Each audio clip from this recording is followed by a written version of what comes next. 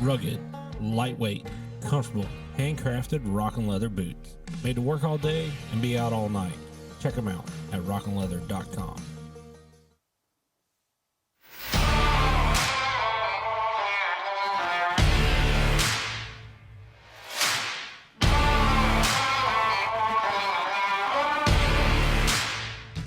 Winter Productions, content creation company that is here to tell your story, whether it's about the love of your life or capturing the chance of a lifetime. We're here to tell your story.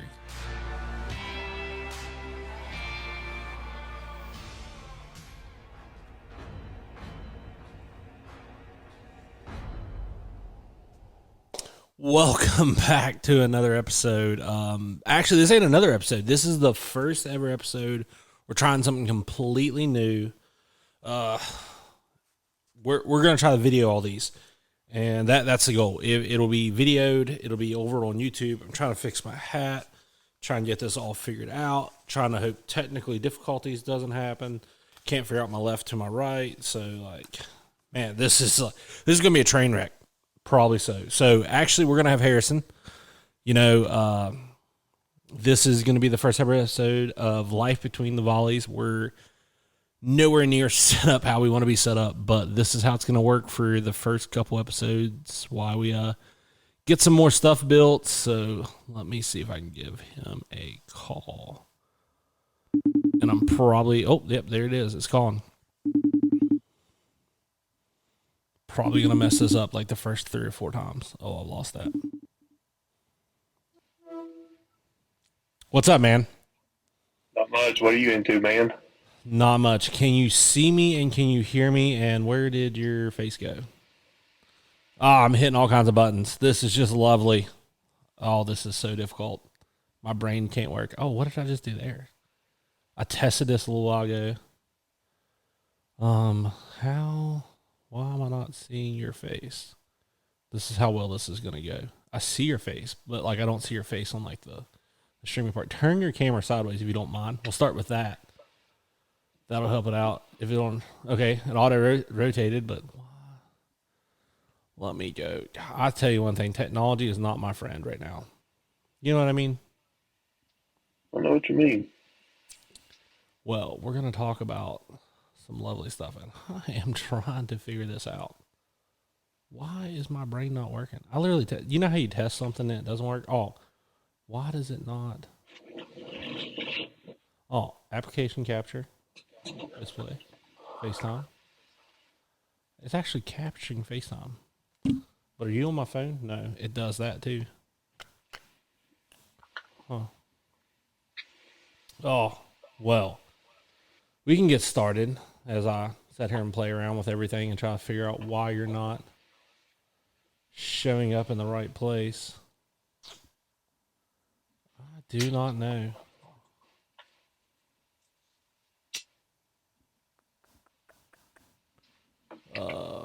It's capturing. You can see me, correct? It's like it's not capturing FaceTime. Oh, don't you love technology? What happens if I hit this? This goes away. That comes up. Trying not to show people's phone numbers too on this thing at the same time is very hard. Don't matter. Have you ever accidentally put your phone number out on the internet, Harrison? I just want to ask that. Can you hear me? I think it's on my LinkedIn. It's on your LinkedIn. Yeah, I sent a photo on a couple products, and may or may not have had my phone number on it. So that's how well this is. Well, I know how we're going to do this. We're going to modify it on the fly because that's how we roll. So let's go here.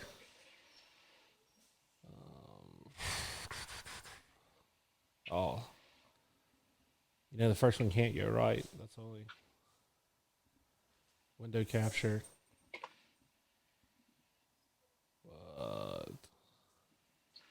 I'm so far away from this screen too. I blame Clark. He's not able to be blamed, but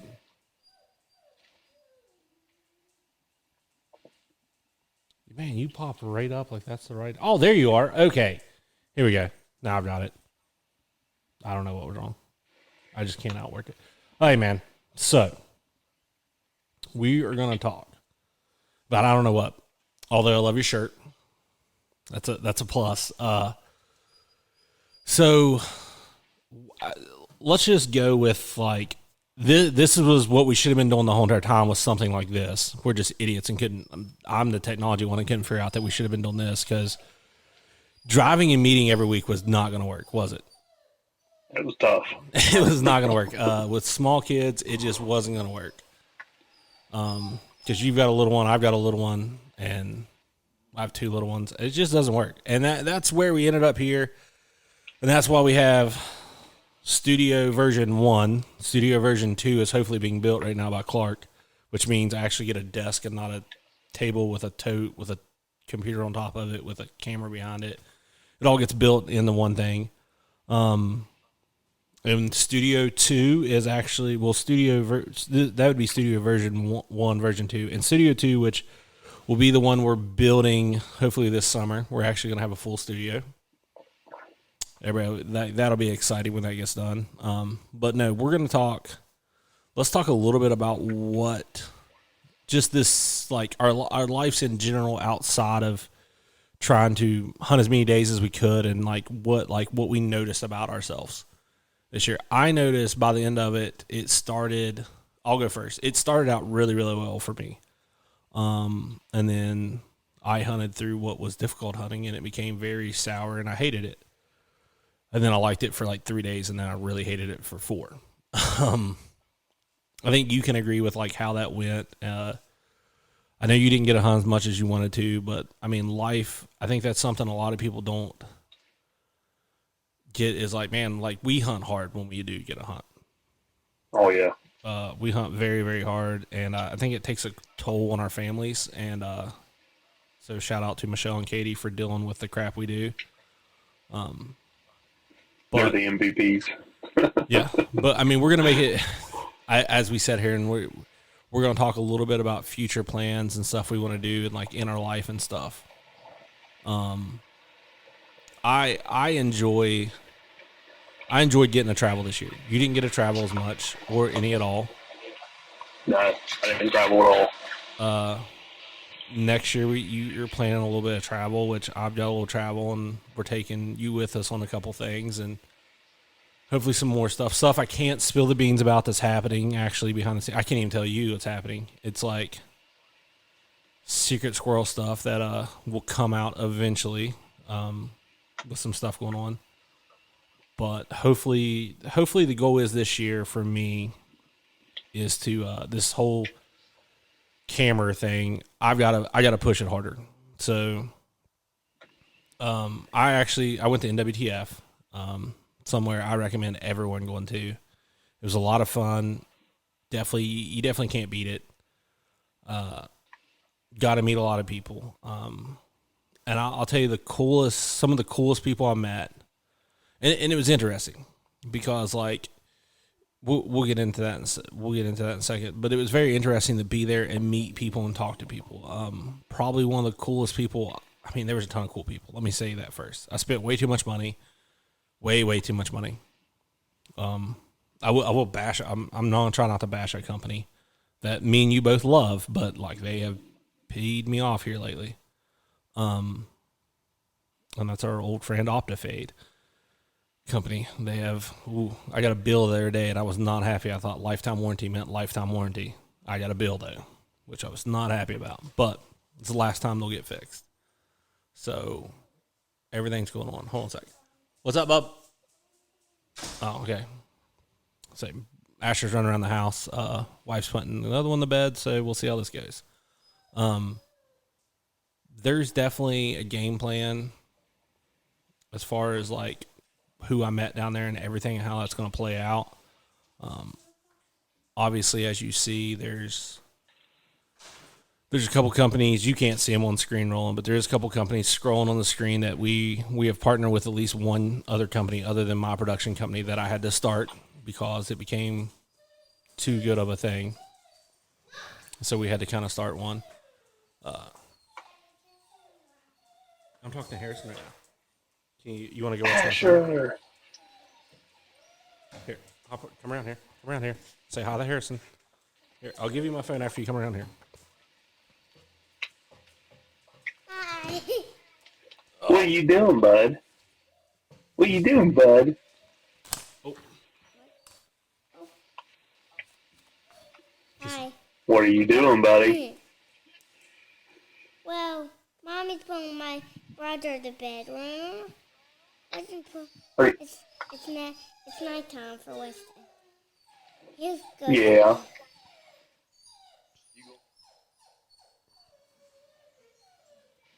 you want to take the Is button it and getting go? close to your bedtime, Asher? What? Yeah.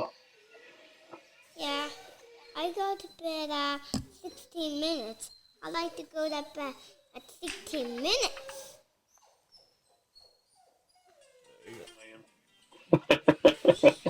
And he has the phone and he's gone. Go inside, Bubby. All right. But I got to meet a lot of great companies down there. But one in particular that I'm going to talk about is that is loud. Go inside, Bub. Oh gosh, kids. Have you met Bluey yet? Met who? Bluey, I think he's called. Oh, yeah. Oh yeah. Bluey's the bomb. I love Bluey. I love Bluey. Really? I'm not a Bluey fan. I'm just not a Bluey fan. Push in. Push in. Push in. This mic is on. That's a solid mic, dude. It really is. And he just fell through the door. Hey, and that's why we're going to have studio number 2 eventually. It'll be disconnected from the house. But I don't know where I was going before you walked there. But I ran into and met Heartland Bowhunter was probably not Heartland Bowhunter. That's wrong. Heartland Waterfowl. Sorry, Ronnie and Dakota. I said it wrong. But Dakota made a comment to me, and I've tried to implement it so far since I've gotten back from there. And it's really been the fact that I've got to use this camera. You don't leave the Ferrari set in the garage, as Dakota told me. He told me that as I turned around and watched him have a $8,000, probably more than that, red camera with him during the NTF and stuff, and it's just a lot different that to take that mindset in the stuff. It's gonna make the stuff a lot better. There's other companies that we're working on partnering with right now. That was one reason why this took so long. I kind of had to get some stuff lined out. In the intro, there was 2 commercials. We're working on more commercials that are going to come out and be a part of this web series and the video part. I'll never figure out how to get it to go where you can see it as we roll into it, but we'll figure it out. We're going to work on all that, and that was kind of the first thing I learned. But the coolest thing about Ronnie and them down there is they're outdoor. So we're going to talk about that real quick. They're outdoor. I'd say their outdoor channel more than YouTube.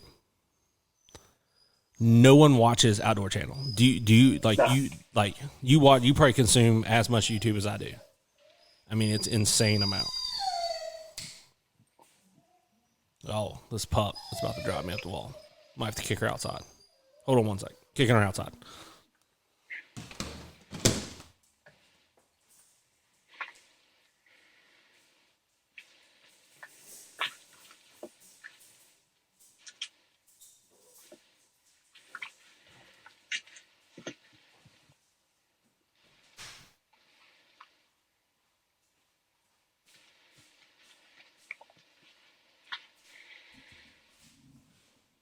Okay. And this thing is just barely held together. If you'd see how this thing's clamped together, it would surprise you. But I mean, it was different. They were the people I kind of spent the most time talking to because honestly, I would say they have one of the biggest TV shows in the waterfowl industry and had the least amount of people around them because the new generation's all YouTube.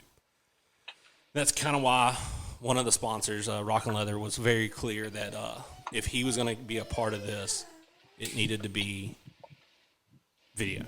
And that's what kind of how we ended up here, kind of how it also took me a while to figure out the computer stuff because it changed from the last time me and you did a live video feed to this one. So it's working out. Plus, I had to get internet.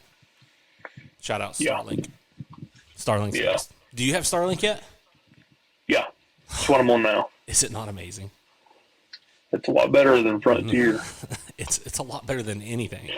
We're gonna that was one thing, like with the studio, the second studio, I got to figure out how to get Starlink routed from in my house into the new studio. You just get the booster. Yeah, but I think I need to do. I think I might like wire out Hard, to the booster. hard line it out to the booster. Just like hard line a second modem. Yeah. That's the plan. Or router, I guess. You don't really need the modem, but yeah, that's the plan. Yeah. That's kind of that was kind of like my big experience there was meeting them. Outside of that, I think the cool thing was just seeing like all the big YouTubers and just how like laid back they really are. You know, surprisingly, the Boss booth I didn't think was as crowded as it probably I thought it would have been. It did have Andy and Jeff in it, which I spoke to both of them, met both their wives, they met. And that was another thing. I want to point this out right now. Andy, Jeff, and Ronnie and Dakota, those four, like, I'm not saying anything bad about anyone else, but they, like, fully acknowledged my wife. And another person did, but they weren't a booth person. That was Todd with Rixie. And me and Todd walked around together. But, like, fully acknowledged that, like, my wife was there, like, spoke to her, introduced me to their wives, all of them did. And, I mean, Ronnie and Dakota's wasn't there, but they, like, spoke to my wife. They hugged her goodbye and everything. I mean, that kind of spoke a lot to me about kind of those four right there. And it was kind of cool. Got to meet the TriStar CEO. That was kind of cool. He's an old guy. Yeah. He's a really old guy. I'll never get sponsored by TriStar, so I don't have to worry about that. I do shoot their gun. They're 28 gauge. Highly recommend it. I know someone's buying their 410. I'm intrigued by that. Is the 410 3-inch chamber? I think it has to be. I think almost all of them are. Except for 28 and 16. Yes. Yeah, I think the 28 and 16s are not. Man, I wish I'd have bought their 20. I held their 20 up. Like, I love my M2. Like, I'll never get what I have in it now back, so I'm not going to sell it. But I wouldn't mind to have it. It's not a bad gun. Yeah, man, I think the TriStars are pretty solid. Yeah. But you wearing the Boss shirt, I wanted to talk about the Boss guys. They are some of the nicest guys ever. I'm not going to put up how much free stuff I got over the 3 days I was there talking to people, but Boss gave me a lot of free stuff.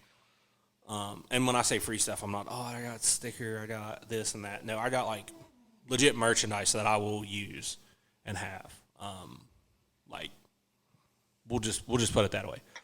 Just talking to them and meeting those people and just talking to them about their product and stuff. I mean, I think that was a cool thing, just not swinging by and, like, grabbing it and walking out. If you actually carried conversations with those guys, they actually cared about, and they were there to make money, but they were there also to meet their customers and kind of learn about them.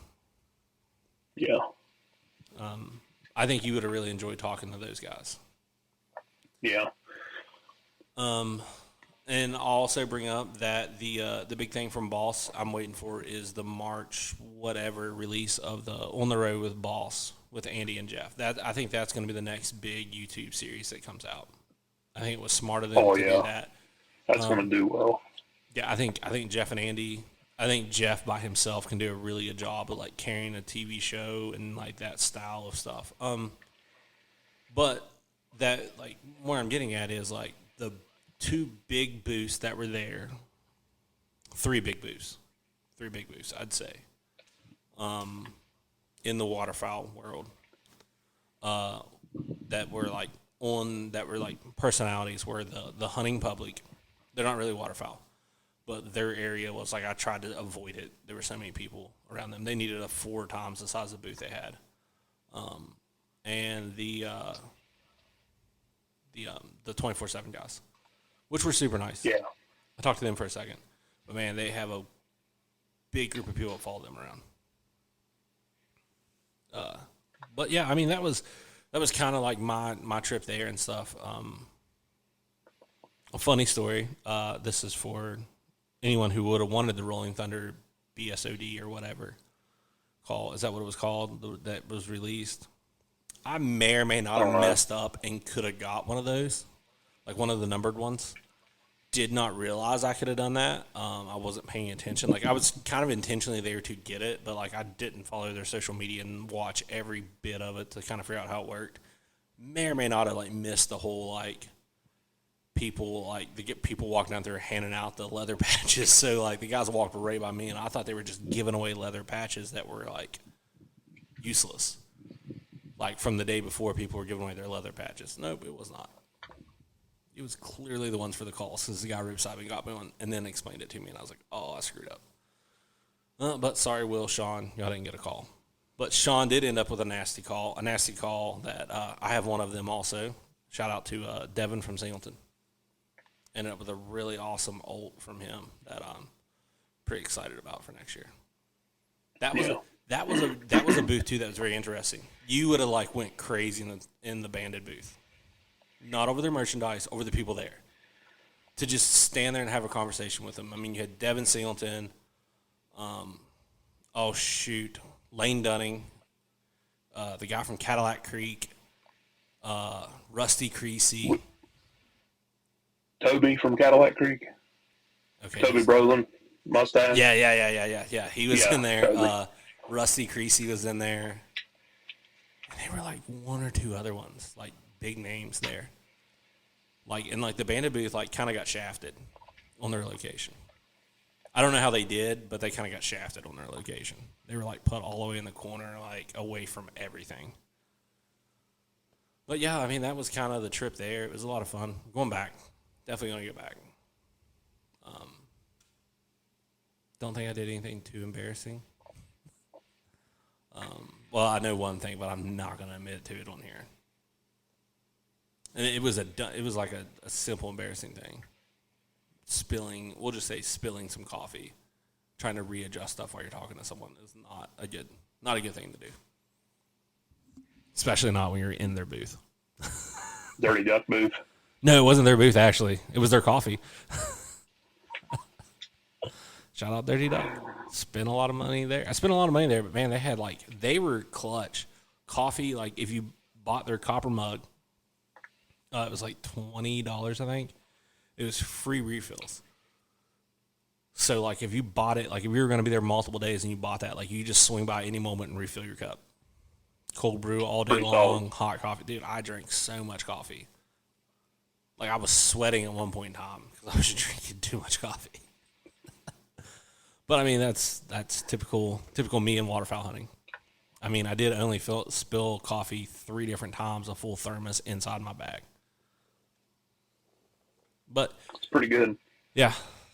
But is there anything that you can think of that you're looking forward to this like summer and stuff, like personal wise?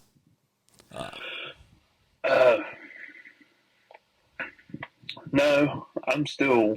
I still want to try and get up with you this spring and get my first turkey.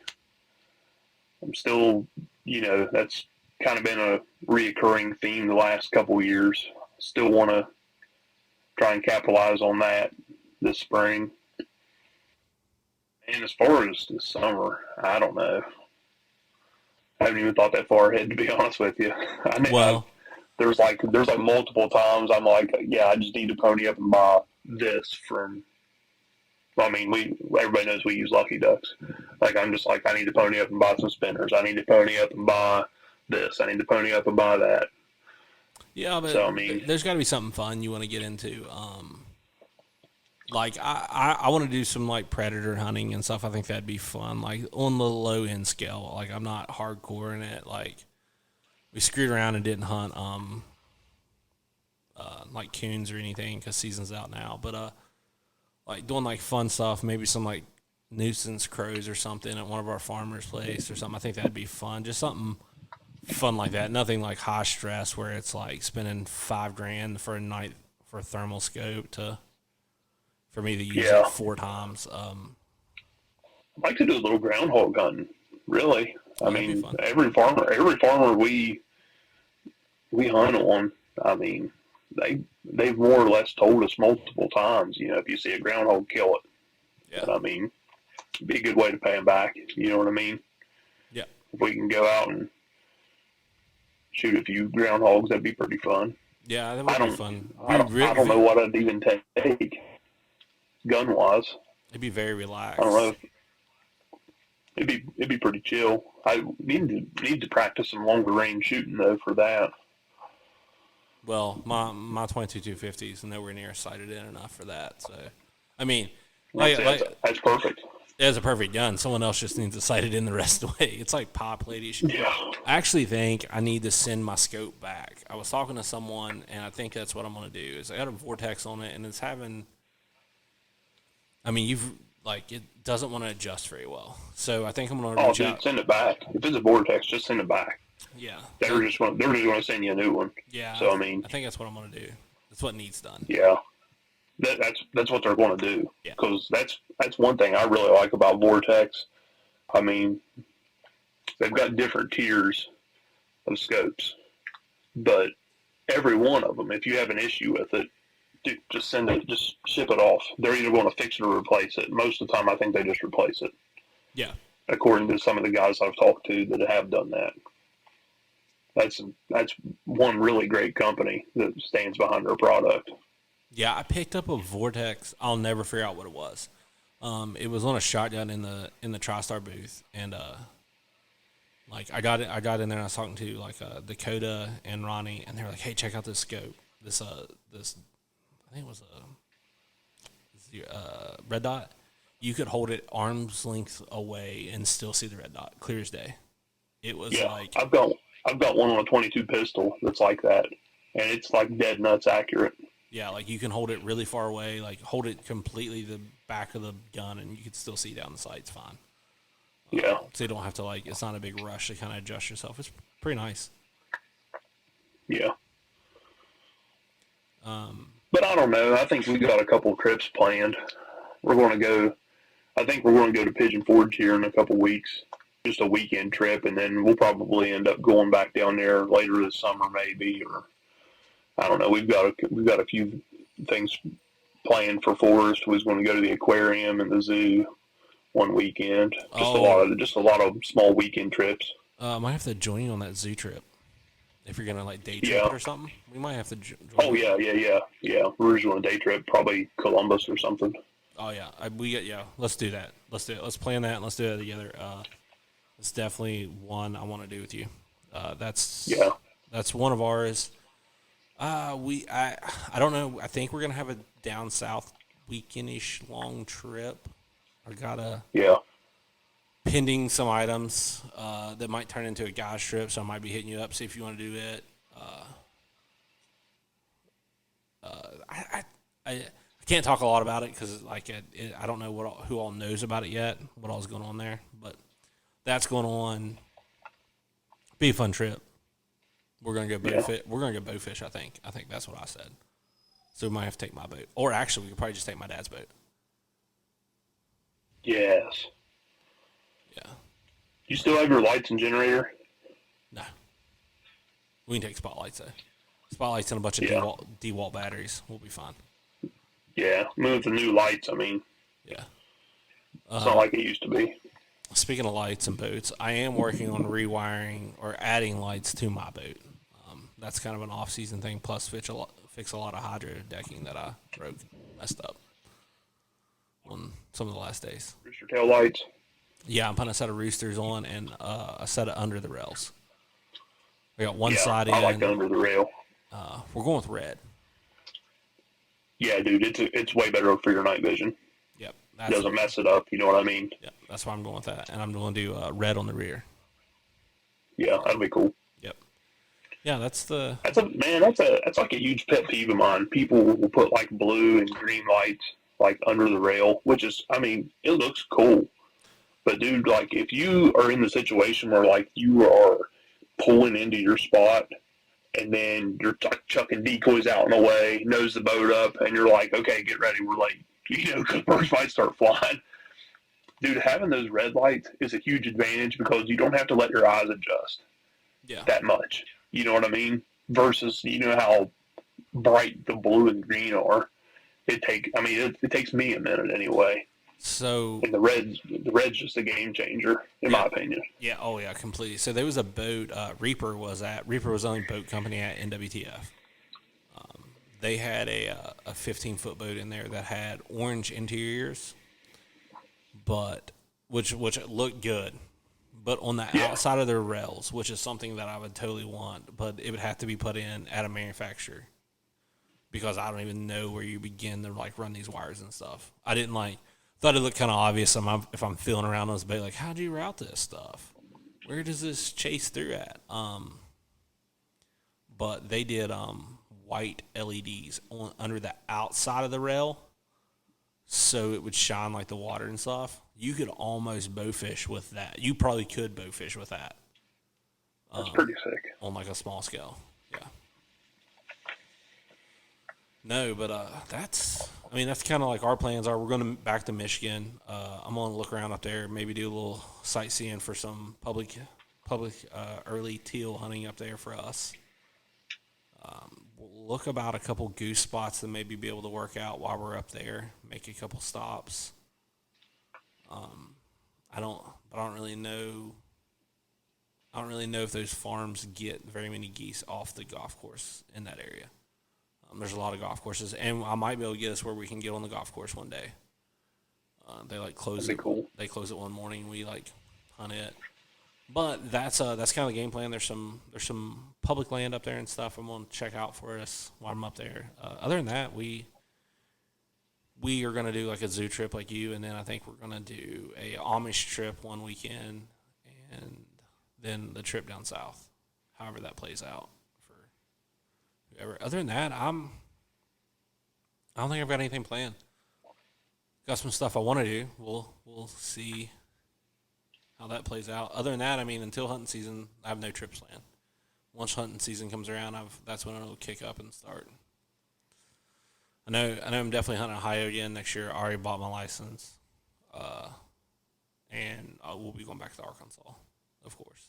Yeah. For early season. I like doing the early because, it's kind of hit or miss. It actually isn't bad if you get it right. I think we was a weekend late.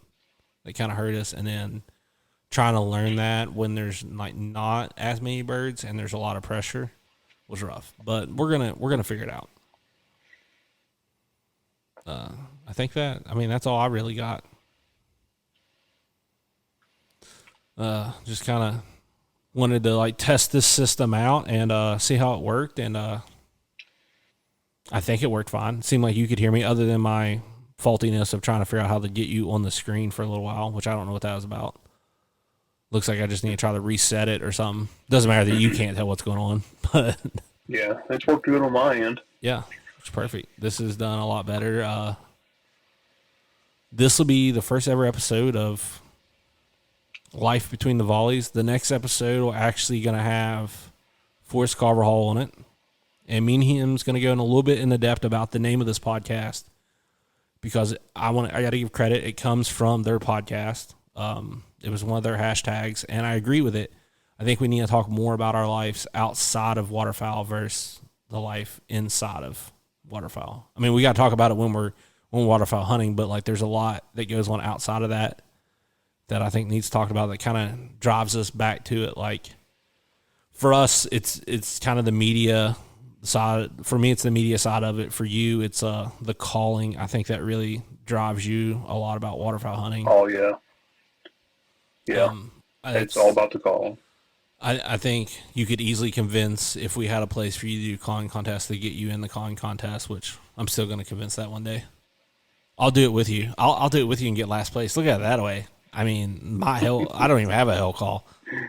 I'll walk up here and just go quack, quack. That's what the sound of the duck makes, guys.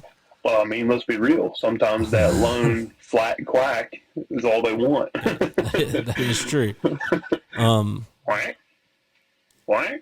But What? that's kind of like the things that drive us to us with Forrest. We're gonna talk a little bit about his call business that he started and how that's going, and kind of just, you know, his life outside of duck calling, that outside of hunting, that is duck call making and calling competition a little more. Yeah, but that'd be cool. Yeah, that'd be great. And then I think the episode after that, I'm going to be talking with my my good friend Nick Watts, and we're going to talk about his goal with what all he's doing right now in his life, which he's a college football coach, and he's, you know, he loves that. That drives a big passion of his life, but he also has the passion for waterfowl hunting. So it'll be an interesting podcast with him.